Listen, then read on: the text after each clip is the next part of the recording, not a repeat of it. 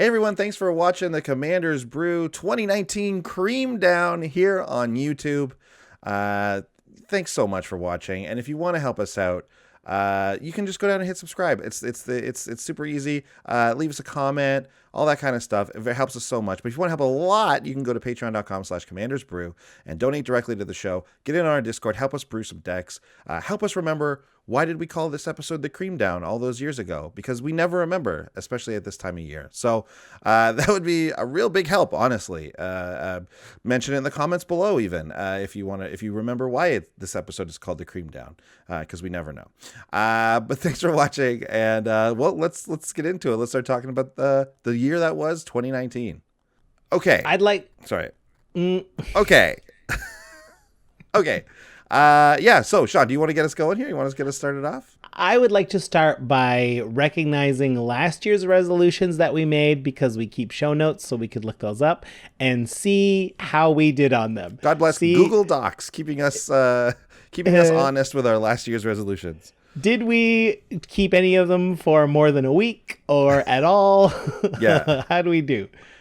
Okay, well, yeah, let's take a look. Our first one. More graveyard hate. Andy, did you put more graveyard hate in your decks? I want to say yes, but looking sort of back on a couple of the decks that we brewed this year and a couple of like personal decks, which are mostly all just from the show anyways, I always was sure to include it. So I guess maybe from last year where like some decks might not have even had any, I always had some piece of graveyard hate. But would I say there was like drastically more? I don't think so. If I did more, like technically yes, but I don't think about graveyard hate because I sort of have like a default package of colorless lands that I just put into every deck. You know, your Terramorphic Expanse, etc. And I always make sure Scavenger Grounds is in there, which is graveyard hate. That's graveyard hate. Well, you know, that becoming a part of your regular roster kind of counts, I think. I mean, sure, but it allows me to not think about graveyard hate while I'm brewing decks. Right, that's true. That's true. The next one was mass enchantment removal. I'll be honest, this one I just forgot about. I guess I forgot that was a resolution too. I always think about those mass enchantment removal cards because they're very useful, and they're good. you can really like you're gonna get some good hits. But I think I've just defaulted. We've been given a lot more cards that have multiple targets. Crush Contraband is like an enchantment and an artifact, and Casualties of War hits like so many things, you know. Yeah, so I mean, I don't have mass enchantment removal, but we have a better roster of non-creature removal. Yeah, this is something we should have done, and looks like we didn't. Next. Oh, this was yours, I remember. Actually, update old decks. No, there's one before that. Did I miss it? Oh, give everybody a fresh start. Yeah, I think that insofar as you can do this, I did. I tend not to hold too many grudges against people, and I think you can see on Battle of the Brews, I think there's a lot of just all fresh starts going on there. So I think we can check this one off. Yeah, definitely a personal growth, and in specifically giving everyone a fresh start, giving myself a fresh start to like not worry about stuff so much. Right. The other one was actually update old decks or take them apart. How did you fare on this one? 100%. You did it. I took apart all the old decks I wasn't using, and that was sort of a brewed out of necessity because of Battle of the Brews. The decks I have to get. Sometimes we get to brew a deck for the show, and I don't have to make it in real life. It can be in our brains only. Yeah. But if I'm gonna play it on Battle of the Brews, I have to have the cards. So and sometimes I'm like, I can't. I know I have a copy of these. I know it's in this deck. So I started just pillaging old decks, and it got to the point where I'm just taking them all apart, and I'm going down to a system. So did I update old decks? No, I took them apart. I did the same. I took some of my older decks apart. I did update one of them, but I took a few apart as well. So I can definitely say, and it was again because of Battle of the Brew, same thing. When you're building and playing that many decks, you gotta make things work for you. If you're sitting around for too long, you know, you're on the bench for too long. You're fired. Sorry, get out. Yeah. It was hard to take apart some of those old decks. Some like Tristani is no longer a deck for me. That's one of my first decks ever. So Oh, and my Ale, two of my oldest decks are gone. What did we? Oh, this one I know you did this. very much so. Organize the dang collection. Organize the dang collection. I put a lot of work into this one. And again, out of necessity, because I got to put decks together fast and furiously for Battle of the Brews. So I need to know where my cards are. I was tired of like being like, I know I have a Baral somewhere, but I don't know where. So like I finally did it. So it feels great. I didn't, but I felt like I kind of did the opposite. So I remember when this happened, I felt good about my organization. I felt pretty clean about it, pretty clear what I had going on. So I didn't feel like I needed to this year. But here I am at the end of this year, and now I'm like, I need to reorganize. So now I'm back. I'm where you were last year, and you're where I was last year. So it's a cyclical thing. Cyclical. Yeah, I mean, organized things get unorganized if you don't put work in. That's right. So I feel like we got half marks for this one. What about this next one? We'll get the EDH cube going. Johnny Crass introduced us the idea of Commander cubes at GP Las Vegas a few years ago now. And it has been bouncing around in my head for so long. I have started, I don't have it going, but I've taken steps. I started listening to a podcast about cubes, and they made some really interesting design philosophical points that I really was drawn to. So and What's the I'm podcast? Oh boy, they don't say. Give me a sec, I'll find it. Okay. I'll find it in a sec, because this topic may come up again. It's a good one. We should shout them out. Yeah, we definitely should. Yeah, I need a sec to find it, but and the main one is like, I was like, I don't think I want a Commander cube to be where it's just like, well, drafting more colors is the best choice, right? Because then you have access to the most powerful of everything. So there's a matter of like trying to like push people into less colors by making 2-color decks a little bit more potent, or making good spells a little tougher to cast with tougher mana restrictions, and a little bit less fixing, so that you can't just blindly run all the colors and all the fixing. So there's a lot of stuff going on there, and also keeping the power level low enough that fun cards work. If the power level of a cube is too good, then many cards below the most powerful cards are pointless, right? And then you don't get to run a lot of the fun cards. It's tough. It's a tough challenge. It's a tough challenge. Cube building is very fun. The philosophy behind it is always the most interesting part to me. So I'm excited that we're going to keep working on this idea. This is a resolution that we're not just throwing away, I feel like. No. I've been toying with like rough drafts of numbers. Yeah. I've been doing math equations. This last one, I feel like we got done in spades. Play more Commander. Yes. There are too many cards that we have not yet cast. Well, that, I think, considering we launched Battle of the Brews, and we'll talk more about the launch of Battle of the Brews, which happened this year in a bit. But since we did that, we got to play lots more Commander. We had a monthly date to play Commander, where we played a bunch of games, and that's on top of our regular games that, our Magic Night games that we would, we're not. It's life gets in the way. It gets harder. I had a kid this year, so it's like harder for me to get out to Magic Night. So I've still been trying and still been getting out to some of them. But Battle of the Brews has really made it so that we're there, we're playing, we're having a blast on top of those Magic Nights when we can make it. So I definitely can say I played more Commander this year than last year. It's been awesome. Yeah, and I want to. I mean, this is I'm going off script here, but I want to shout out our play group for being, I mean, I'm obviously biased, but our play group is awesome. Our decks are super fun.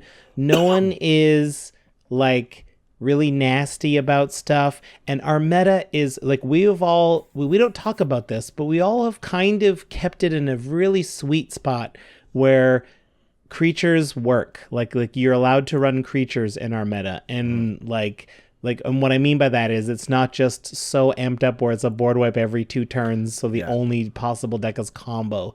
And decks are fun, wacky lists are viable and fun and possible. It's truly seems like it's the best a meta I can imagine, and that is reflected in Battle of the Brews. A lot of our meta people come out to play with us at Battle of the Brews, so it stands to reason that it's equally fun.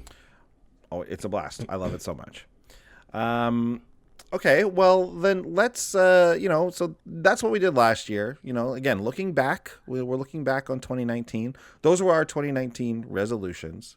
And again, we're going to talk more about the actual 2019 in a sec. But before we do it, the Creamdown always starts with our new resolutions for the next year going forward. 2020, Sean, what are we looking to do? The first one, I mean, it's just a repeat, but let's say it. I want to get a Commander Cube going. And now we have a deadline because we know that Commander drafting is coming out in Q4 of 2020. So that will solve a lot of the problems that go into design, but I want to get one up and running before that, just to kind of say I did, just to kind of get that under my belt or whatever. Yeah, and I mean we've got a lot of support around here again from the meta. People are into helping out with cards and stuff like that, so you've got the support of the crew. I remember the podcast. The podcast, it's all about regular cube. It's not about Commander Cube, but they're called Path to Cube. And their big hook, which I think is genius, is theirs is a modular cube. I think they're math guys, so they've figured it all out. I think you've told me about this before. The hook of it is that, I mean, I can't give you the numbers. They have their numbers. I'm sure you can find it online. I'm not seeking to duplicate their cube, so I don't want to copy their numbers. But their idea is that it's a modular cube, so the people sit down to play, and you bring in your core cards, and you bring in a number of modules that is correct for the number of players, so that all the cards are seen in the draft, so that each module gets to be useful. Because it sucks to draft an enchantment deck, but you don't get your enchantment payoffs because the enchantments didn't show up in the cards you drafted because they're still in the box. They didn't make it into packs. And then you got to have then you have to have extra enchantment payoffs. But if you have too many enchantment payoffs, then you run into other problems. So with their way, they're just one module goes in, it's going to get seen by everybody, so you can draft that deck. And then each module becomes there's the enchantment module, there's the proliferate module, there's the planeswalker module, there's the heroic module. They're just all, and you can randomly put the modules together, so it becomes a new cube every time. Anyway, I could go on. Yeah, I love that's literally a whole other podcast. It truly is. Path to Cube. Give it a listen if you're interested in design of cubes. Cool. Yeah, well, let's do that. And Sean, what's your big resolution going forward here? My big resolution, I want to keep tuning my system. Again, I've mentioned it a few times. I got to put real life decks together faster than ever because of Battle of the Brews, and I love that challenge. And I want to fine tune my system so that I can swap in and out of decks. I've a lot of old vlogs. I've alluded to the ideas I use and how to get that going. But I'm getting close. I want to get it so all my decks have their core parts sitting on the shelf that I don't touch. And then I know that I know how many cards I need to add, and I know I'm going to add my ramp, my removal, my extra stuff. And I've got some more ideas how to tune it. It's not perfect. I've found some flaws. I'm still working on it. Cool. Well, mine is, I've noticed lately that my magic stuff is spilling out of the little wicker chest that I have. And in fact, I even threw out a bunch of boxes that just had old dirty sleeves in them. I was like, what am I doing hanging on to these? A bunch of those little commander boxes. And even still, I'm having trouble keeping everything together in one good spot. So I got to find, in addition to organizing my collection, I got to find a better storage solution that makes sense and it doesn't and isn't hideous. You know what I mean? I got this wicker chest thing that it's fine. There's a little blanket on it. It looks fine in the living room. But if anyone has any ideas, what are you guys using? I want to do a thing where I have blue cards, black cards, red cards, all in the individual, in their individual long boxes kind of thing. Instead of right now I've got the two big long ones. They're all stacked up. I got to move everything off of those to get at them. It's just such a nightmare. So I'm looking to get, it's not really a resolution as far as philosophy or anything like those of Magic. It's my resolution is to get a good storage solution this year. Yeah. Find it. Yeah. And if you got good ones, mention them in the YouTube comments. Get at me at Twitter at Andy Holbone. Tell me about them because I want to hear about them, and my wife would like to hear about them. I'll listen too. I'm always up for more storage solutions. I love a storage store. Oh, okay. And then finally, these two kind of go together. And it kind of comes off the heels of Sean visiting Washington, D.C. and Command Fest. Command Fest DC. Haven't really gotten into yet on the show, but perhaps we will here on the Creamdown. But we want to go to more events. And that includes, pre-releases and FNMs, but also includes the big events, your Command Fests, GPs, Magic Fest, whatever you want to call them. And then in doing that, hook up and meet with some more listeners. Play some more games of Magic, play some more Commanders with our listeners, because every time we go to these things, that's the most fun part, is meeting everyone out there who's listening and watching the show and just getting to throw down. It's so much fun. So yeah, I mean, that kind of speaks for itself. Sean, do you want to take this a little bit of time here and talk a little bit about DC and how it went? Sure. I'll give a super brief rundown. Maybe we'll have time to Why don't we leave this for the achievements, because this is kind of an achievement. Okay. Sure. I'll write it in the achievement notes, and then we'll get to it in a sec. So that's a little bit of a tease for you guys listening right now and watching, but we'll get to that in a sec. So yeah, we want to get out there and get to more events. So those are some resolutions. We will check back on those in 2021 and see how we did.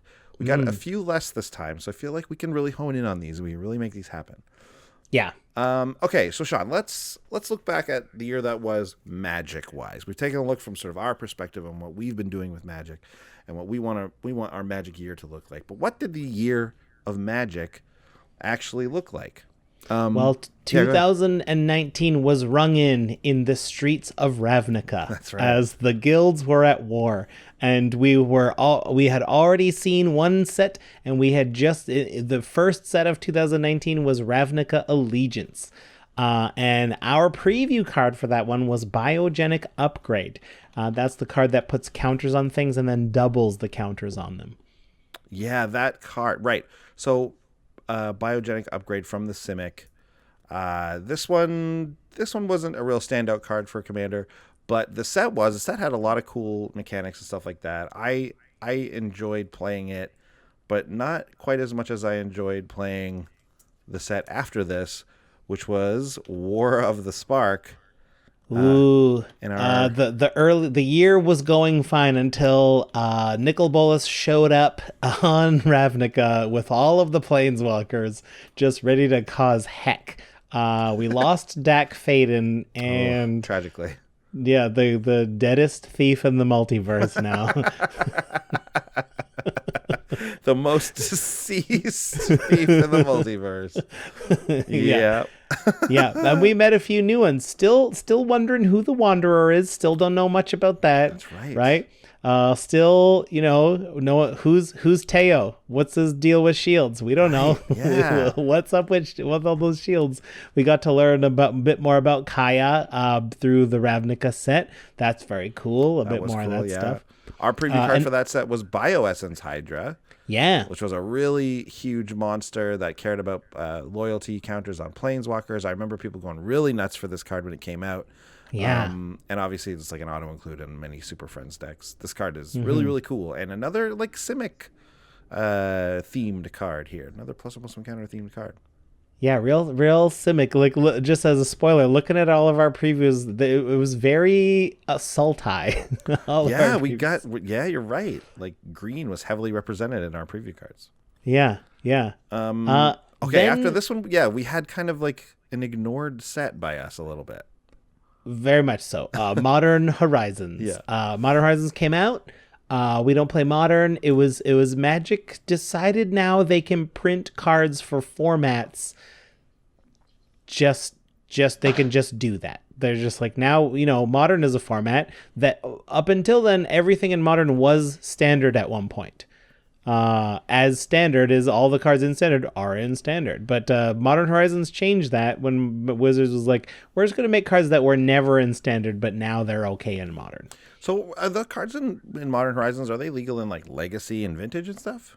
Yeah, right? I think so, yeah. I think that's what Legacy and Vintage is. Legacy and Vintage have like an automatic, like it's automatically good there. Right. So if it's new. Right. So yeah. I So think. this is the first time where this has kind of happened. Am I right? As far as I know, yeah, it was a game changer because, like, you know, because to get a card into modern, we would have had to have it released in standard, and that's such a process. They just wanted to really shake up modern. I mean, we didn't know that Pioneer was going to get made later in the year, so it Right. seems weird to like really infuse a format that you're about to kind of Yeah. piggyback into. Yeah. Yeah. But Weird from a choice. commander point of view, a lot of cool cards. Oh, awesome cards. Honestly, it's kind of a shame that I mean, like we didn't get a preview for this one, and I mean that's fine. Like it's all the modern heads out there were probably pretty stoked about this, but really there was a lot of good stuff in here for Commander. Like it's kind of a bummer that we didn't even think to like we didn't even like we saw the cards, we knew there were good cards, we didn't do a set review of it. Which is one of the reasons why we're constantly still discovering cards from this set, because usually we're so familiar with them through that process. But this card, this set rather, has a ton of good cards in it for Commander, and I find myself like just looking up the singles on like Wizard's Tower and just being like, which ones do I want from this set today? And then I'll discover something and be like, what? That card exists now? There's that combination of evergreen keywords or like old weird mechanics. Yeah, so very cool. Super fun. Then we had Core Set 2020, which kind of unexpectedly gave us some really awesome commanders, right? Yes. Wicked commander set. Our preview card was Moldervine Reclamation. It's the enchantment where you draw a card and gain a life when one of your creatures dies. Excellent card. Awesome card. Green, black. But let's highlight these commanders. They like, oh man, we've brewed. They were so exciting. Yeah, there were so many good ones. Okay, yeah, like Keycar was one of them.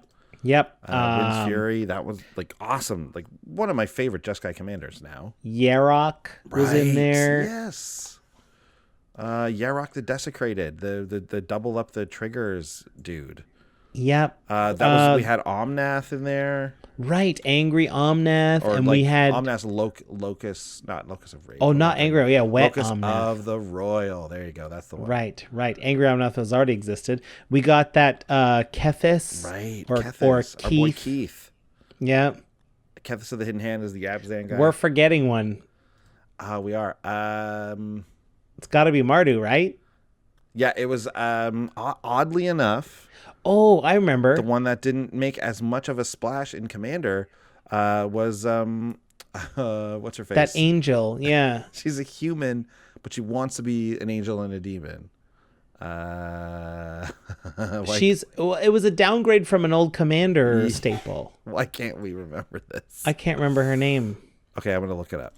Okay, but this is the one, instead of just playing free demons and dragons, which is obviously busted, it lets you draw them to your hand. I also cannot remember the name. Yeah. Yeah? Oh wait, You got it? You can't remember the name of what? The creature. Well, that's what we can't remember. Kalia. Right. Kalia the Small. Kalia Zenith Seeker. Yeah. I mean, that's kind of emblematic of our whole trouble right there, trying to remember Kalia, because she was a little forgettable. She didn't make a splash in like limited, in standard, or in Commander where you think she would. She's a fine card inside of the other Kalia deck, but not a real splashy. They kind of missed a little bit on this one. But you know what? That's Agreed. okay, because the other four are pretty sweet. Like Kethis is cool. But like between Omnath, Yarok, and Keycar, like those are home runs. Those are great.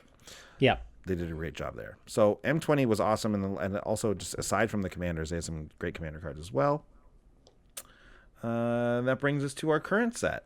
No. Sorry, that brings us to C19. Yes. Don't forget C19. This was every year. Great. We look forward to this so much. They give us brand new commanders. They've been pushing them, pulling them, stretching them. That's right. And they give a lot of good ones. We got to preview Oran Frostfang, which is a really great card drawing creature in green. That has made it into a lot of my decks. Yeah, speaking of card draw in green, we also previewed Voice of Many, which is like not as good of a a card, draw a card in green, but as Oran Frostfang, but still something. A bit of an ETB, a little elf druid dude. But the commanders in this set, we had some really, really awesome stuff. As we always do in commander precons, you're going to see a lot of exciting and a lot of cool things. They continued with the 4 set precons this year. We had a Rakdos set led by Ange, also known as Anya, who we definitely thought her name was Angie. Which is pretty funny because it's now when someone told me it's Anya, I was like, oh yeah. Oh yeah, that makes a lot of sense. It makes about 1,000 times more sense than just saying Ange. I still like Angie. Angie's fun. We got a new chainer in that one. Grevin. We got Grevin. That's that one deck, and we got what else do we get? We got that the Naya deck. We got a new Populate. Yeah, Atla Palani was so cool. I can never remember the third card from that set. You'd think we would just like have this pulled up on the screen, but we're just not that organized. No, it's like you're hanging out chatting with us. Exactly. This is what it's like. Yeah, we don't talk at you. We're not just going to read notes at you. We're going to have a conversation. We're going to include you. Yeah. And then like quickly look stuff up on our phones while we're talking to you. Yeah. Okay, so we had so we had Geared, we had Atla Palani, and we had Marisi. Oh, Marisi. I have a Marisi deck. How could I forget? And I believe from that set we also had Gerard. Yes. Coming out. And in that Rakdos deck we also had Keurig. Yeah. Step on a Keurig. Break your mama's back. And then in the Jeskai deck we had Elsha of the Infinite, which was a huge hit. Pramicon. And we had Savine, the Chronoclasm. Yeah. And then in the Sultai deck, which is all about morphs, we had Volrath, the Shape Stealer, we had Cadena, Slinking Sorcerer, and we had Rayami, First of the Fallen. And then I love the little bonus commander they throw in in the middle. Yeah, like the one that's like this. It's a 3-color deck. Well, here's the 2-color commander we threw in. Yeah. Grismold, the Dreadsower. Clark Griswold. Yeah, Clark Griswold. Christmas family vacation to Golgari vacation. Yeah, Golgari vacation. There you go. Tarngarth. Oh yeah, another Weatherlight. Tangarth was in one of the decks. Which one was he in? He was in one of them. Oh, Gerard was in the Jeskai one. That's it. And Tangarth was in the Naya one. Okay, so like from all these, a lot of great ones. We had a lot of fun. We brewed a couple of these decks on the show, and there's still some that we're looking at dealing with. We overall thought that these were a definite improvement on last year's Commander decks. Still like not quite the level of reprints. Like I think there were some obvious misses. And again, we know that they're not going to print every single card that would make sense for this deck. They want you to be able to upgrade yourself. We already know that. But there are a few things that Commander players were looking for reprints of that would have fit right into some of these decks and that they weren't offered. So, I think that's going to be a forever complaint about the precons. But I think that overall they did good though. The announcement of the Commander draft set that's coming out later, that's got to solve half of those problems. That has to take so much pressure off. We hope. If they don't load that up with Lightning Greaves, I'm gonna eat a card. At this point, it's like not only do we need Lightning Greaves at $6, but we're starting to need Swiftfoot Boots again. It's like up over $2 now. Well, and did you know that Adventurer Boots, the one that give non-island, non-land, non-basic landwalk? Oh boy, those are also creeping up now. Wow. It's like just reprint everything. Is that just because when you search for boots in like Gatherer or like on Forge, that's the only other card that comes up and people are like, I need this one, hey. I don't think so. I think that's just because people are becoming more aware of people are playing real budget and it's hard to look like when you can buy a card like that for $0.25, it's like, that's awesome. But now that it's $1, $2, it's like, well, not so awesome. Yeah, wow. So, I mean, overall, like I said, though, C19 was, I think, a success. Uh, Even just from the commanders alone, we were very stoked about those commanders. They all had a lot of cool and interesting builds around them. You could argue that the M20 commanders, like if you took them and like there's like better ones than M20, it's possible actually. But C19, I think, still delivered, and I think we were definitely happy with some of the upgrades from last year. Truly. Yeah. And that takes us to our current set. Ooh, Throne of Eldraine. We've first time visiting the storybook plane of Eldraine, where Kenrith the King was turned into an elk by Oko, and we banned Oko from all of the formats because of it. For life. Yeah. Yeah, wow. Who, like, Oko, unbelievable impact on Magic as a whole, from standard to brawl to even older formats. The only one where people weren't talking about banning him basically was Commander. So yeah, MTGO had a cube, the holiday cube going, and people were like, "Oko's broken in that." It doesn't like. I heard. So I was listening to, I guess it was LR, but it might have been just LSV stream where he was just talking about how it's like pretty much agreed on now, kind of, that Oko is the most powerful planeswalker ever created. Like, it's more powerful than Jason Mind Sculptor. That's nuts. Wow. Anyways, another topic for another discussion, but hey, Commander can handle it, multiplayer, no problem. Yeah. Turn my thing into an elk, big deal. I'll just bounce it and then like do some other weird crazy Commander stuff. So for Eldraine, our preview card was Revenge of Ravens. The most brutal card art in recent history. Brutal card art. Brutal to play against this card in limited sometimes, not all the time. But sometimes it would just stop your deck cold. And I think I think we've seen this pop up in a few Commander decks here and there, but it wasn't a massively impactful EDH card, but still a cool preview for sure. And a very cool set, which brought us some new mechanics, and very happy to be in a set where I wasn't revisiting something that we've seen in Magic already. That was fun. Yeah.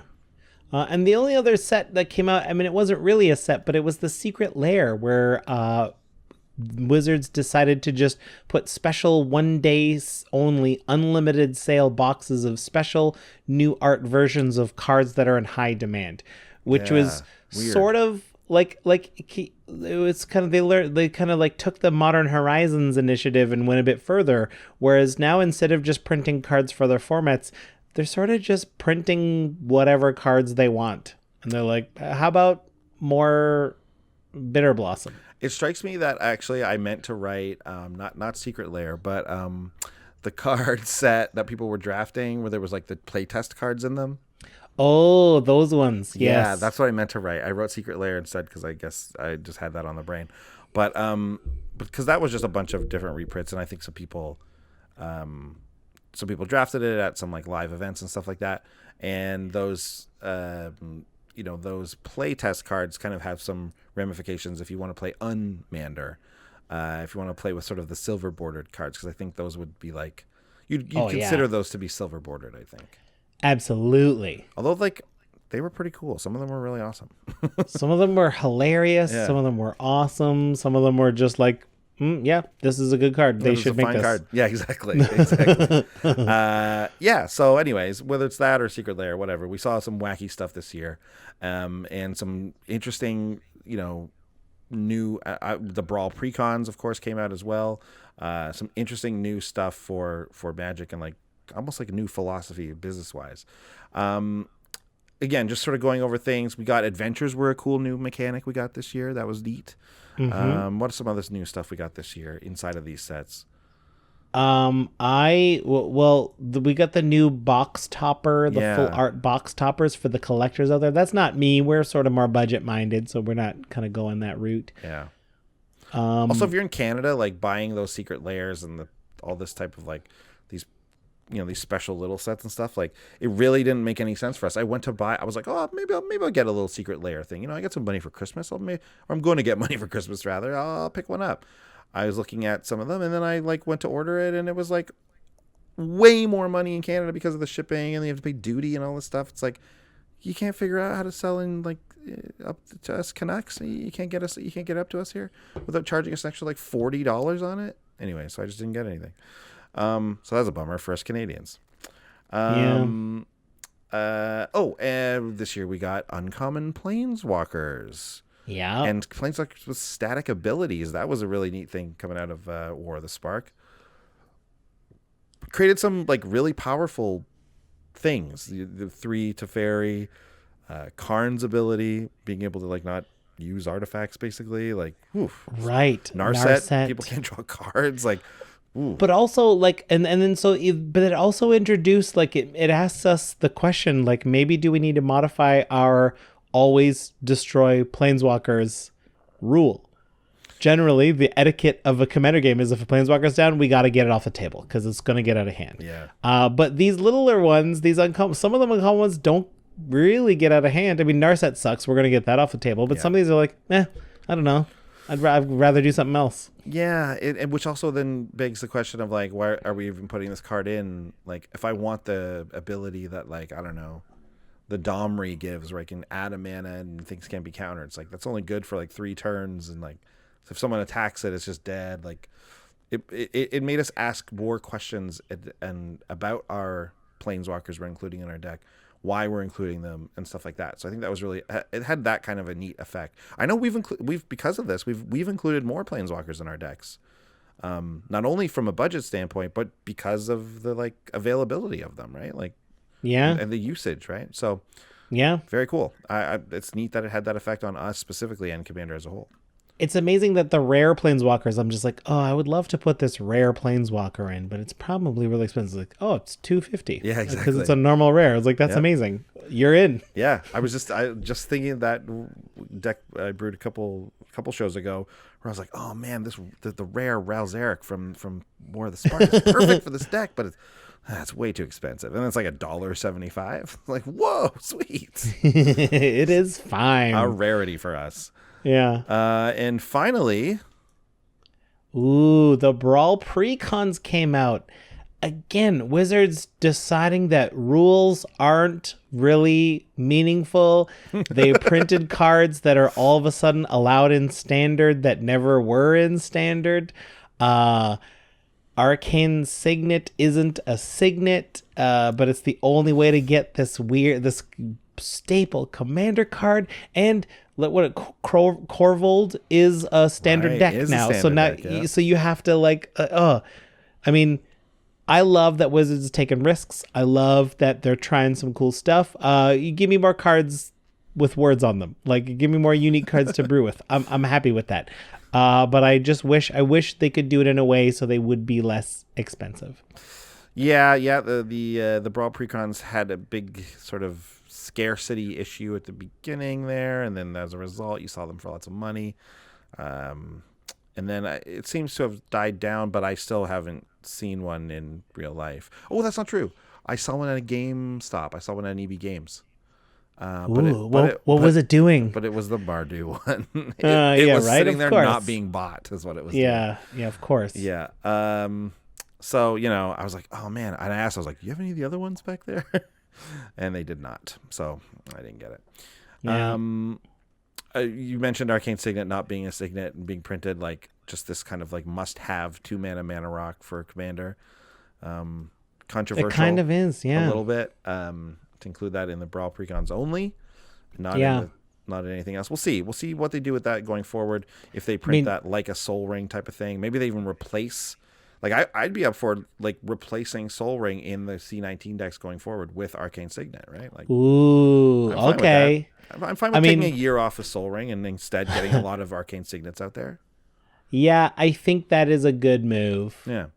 I think that's a good move. Because I get from like a deck building standpoint, you don't want to include both in the precons because that's 2 card slots now that you're just with these like ubiquitous cards that just go in every deck, right? So I know, take a pause on Soul Ring, throw some Arcane Signets in there. I'm into that. Yeah, I'm into that. Let's do that. Okay, so this year a lot went down on the show, and we just wanted to look back, take a look at a couple of the things that happened here. And I think starting off with the biggest thing that we achieved, these are achievements sort of, and that is we launched Battle of the Brews after a lengthy Kickstarter and like a pre-production phase, which was fraught with learning experiences. Yes, that's what we will call them. Learning experiences and new challenges. Yes, we grew and learned a lot as filmmakers, as show producers. We learned a lot. Yes, we did. And you can tell even just from watching the very first episode, which dropped on April 4th of 2019. Look at that episode and then just look at the most recent one, and you can see there's like just leaps and bounds of improvements. And I want to also again shout out to, like, we have some of the best viewers and listeners in the Magic content world. I'll say that before. I'll say it again. The people who listen to our show and who comment on our things and who interact with us are so nice and generous with their time and so positive and supportive. YouTube gets a reputation of like, don't read the comments. Yeah. Read our comments. They're great. Everyone in our comments is great. That is true. We're pretty blessed because people are just having good Commander discussions down there. They're laughing at jokes. They're making their own jokes. It's just great. I agree. And some of our improvements are thanks to your feedback, right? Like when definitely. You see things, and because people are also framing it in a way of not just like, hey, this sucks. It's like, hey, this could be improved in this way. I'm like, great feedback. Thank you for. I will take that into consideration. Truly, the number of times someone has pointed something out or been like, hey, what's up with this? Like, is this supposed to be like this? Like the number of times that happens, whether it's Battle of the Brews or the show, or even when back when we first started to now, is so actually helpful. Like it just shows how much better being constructive is and being nice about things like that, as opposed to being like, this sucks, these guys don't know what they're doing. Which like you could have said when we started Battle of the Brews, especially if you saw the first games that we didn't even air because we didn't know what we were doing at all. But like it's come a long way in a pretty short amount of time, and it couldn't have been done without the people who backed our Kickstarter, the people who watch the show and comment, and the people who played on the show, obviously, too. There's all kinds of stuff. So it's been a lot of fun, and it's carrying on, and we're just having fun doing it. So, yeah. Truly. Like and subscribe. Yeah. Great. Yeah. Classic. We got a new, also teamed up with TCGplayer. With their like link, their, what do you call them? Affiliate. Click-through links. Affiliate links. Yeah. That's the word for them. So now whenever you watch a Commander's Brew thing, you can click the affiliate link, and whenever you're in there, all of those purchases go back to the show. It's another great way. We're always looking for ways. We know what it's like. It's tough. Like times are tough. And you can't always. You want to help some people out, but like someone's clicking like is like, I wish I could do more. It's like, well, if you're going to buy cards, buy them through there. Yeah. And the best part is they were so kind, and another shout out to the Wizard Tower too, for like, we were like, what if they don't like each other? What if they're going to fight about it and stuff? It's like, well, because it's like the Wizard Tower is Canada's store, and we've got a better deal for you if you're in Canada there. So there's no overlap. If you're in Canada, you got to go to Wizard Tower. If you're not in Canada, you can't go to Wizard Tower. So here's somewhere you can go. There you go. It's really sweet. Sweet music is made. Sweet partnership there. Yeah, it's been great. I want to say that we definitely increased our like social media presence in our like YouTube game. We've which kind of took it's when you start doing this type of thing, you're producing content, you're making a podcast, you're doing. Then we eventually just decided to switch it over into a YouTube show as well as the podcast. We're keeping them both simultaneous. There was a lot of challenges. There's a lot of stuff going on there. It's not super easy. It's not, and then you got to stay on top of your social media game on top of all that. It's a lot of tough work. And we enlisted the help of our girl Katie, and she came in and helped us out with our Twitter game, helped us out with our social media, and so we want to give a big shout out to her. What's her Twitter again? I just had it here and I clicked away from it and now it's gone. I'll let you look that up. I will look it up. I just used to know it off the top of my head. You guys all probably know her from Twitter already. Anyways, she came in and helped us out a bunch. Also, we just took. We just kind of like refocused and said like, let's look at YouTube and see what's happening and what we can do. And we set like kind of like a quiet personal goal of ours to reach like 8,000 subscribers. And obviously we're trying to get up to 10. I say that obviously, but that's not obvious. But anyways, we're trying to get up to 10. We wanted to reach 8. Well, guess what? We reached 8 even faster than we wanted to.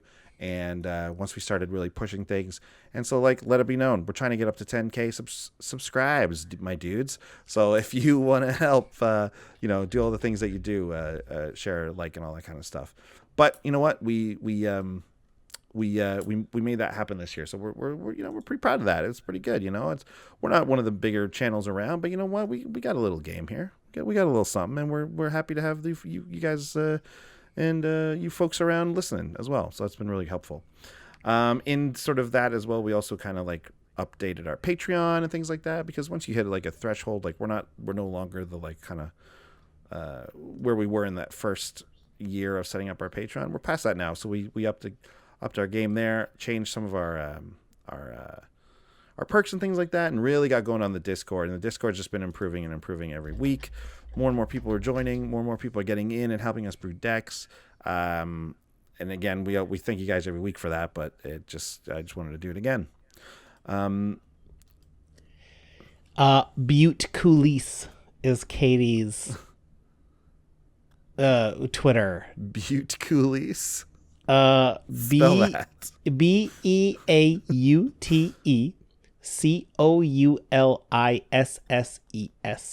There you go. Butte Coolise. Katie works also for Hipsters of the Coast, right? Mm-hmm. Yeah, so you check out that website and check out all her stuff over there. So, big shout outs. Sean, talk about our sealed box commander. Ooh, that's a huge thing that I'm very excited about. That's a direct result of Patreon and people's generous donations. We started this. We had one video, one unboxing each week in December. And we're going to basically each week, one of the players opened a full box of cards. We did M20. We did Guilds of Ravnica. We did War of the Spark, and we did Rivals of Ixalan, which we realized was a small set, too late, but we think there's enough cards to make it work. There's certainly some very powerful cards in there. Yeah. But the experiment is, so now that they're out there, check out those YouTube videos. You can see the deck lists. Well, we don't have the deck list published, but you can watch all the rares that get open, and you can help us brew the decks. And our only rule is any commander from any point in commander history is allowed. And we're just going to play those 100-card decks against each other and see how that goes. It's going to be an interesting experiment. I can't wait to get in there, and I can't wait to see the feedback we've been getting, because like you said, I haven't looked yet. It's truly different. Like some of these, there's different ideas for all the boxes, and it is true. They all seem equally great. Like I'm truly torn about what to do with my box was M20, and I've got a lot of options, and I'm like, they're all so great. I don't know which one to do. Well, keep an eye peeled, because the game will be filming that game somewhat soon, I suppose, right? So now that the boxes are open, we're gonna start finalizing our deck lists, and we're gonna try to schedule a meetup to play the game. Great. Finally, here in achievements, this is a Sean specific one, but as representing the show. Yeah, I was at Command Fest DC, put on by the great people at Star City Games. It was awesome to be there and hang out with people. I ran into this is the first time Andy and I have met to record anything since I was there. True. We did some pre-recording to get ready for the holidays. It's a tough time of year for content creation, but it was fantastic. I'm not going to give you the full thing now. I'll save that for maybe a vlog post in the future. But it was great. I got to try an Oathbreaker cube, which was so cool. I got to meet so many listeners. People came up and were like, "Hey, do you recognize this deck?" I'm like, "Yes, I do. That's very cool that you're playing this deck against me." That's awesome. Yeah, it was very cool. And I gotta say, it's probably obvious, but the fact that this was a Command Fest and not just a regular GP, there wasn't one big tournament where like 80% of the people were there for that, and then some people were trying to do other things. Everyone here was playing Commander, so everyone had their cool deck boxes and their weird gimmicky decks, and also they're great decks, and people just hanging out. It was all Commander. It was great. Commander players are the best players, so we are all having a great time. It had such a great vibe to it. That sounds awesome. I was really bummed I couldn't go to it. Truly. But there's going to be more in the future for sure. It sounds like they were all quite a success. So look out for us representing hard at the 2020 Command Fest. I got a feeling. Reppin'. Let's close this Creamdown out with just a few of our favorite things from 2019 Commander wise. Let's run them down. I'll go first. Okay. My favorite of our preview cards this year. We sort of ran them all down for you already. My favorite one of that group, Oran Frostfang. I've been including it in green decks, especially any go wide token stuff. Oran Frostfang's awesome. Gives all your guys death touch, and if they hit you, draw cards. It's really, really good. So yeah, that one was my favorite. That one was from the C19 preview. I'm gonna go with Moldervine Reclamation from M20.